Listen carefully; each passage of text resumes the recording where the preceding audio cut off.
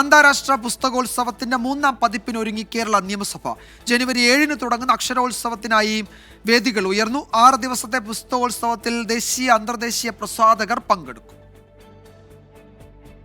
250-ലധികം സ്റ്റോളുകളിലായി 150-ലധികം ദേശീയ അന്തർദേശീയ പ്രസാധകർ, 350ഓളം പുസ്തക പ്രകാശനങ്ങളും 60-ലധികം പുസ്തക ചർച്ചകളും, അങ്ങനെ ഒട്ടനവധി സവിശേഷതകളുമായാണ് കേരള നിയമസഭയുടെ അന്താരാഷ്ട്ര പുസ്തകോത്സവം 3ാം പതിപ്പ് ഒരുങ്ങുന്നത്.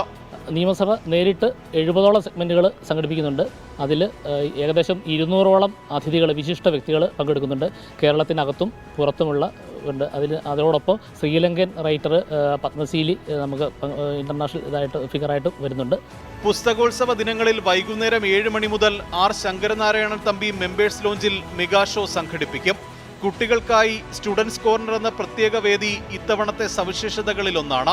പുസ്തകോത്സവം സന്ദർശിക്കാനെത്തുന്ന വിദ്യാർത്ഥികൾക്ക് നിയമസഭാ ഹാൾ, മ്യൂസിയങ്ങൾ, മൃഗശാല തുടങ്ങിയവ സൗജന്യമായി സന്ദർശിക്കാനുള്ള പാക്കേജുകളും ഒരുക്കുന്നുണ്ട്.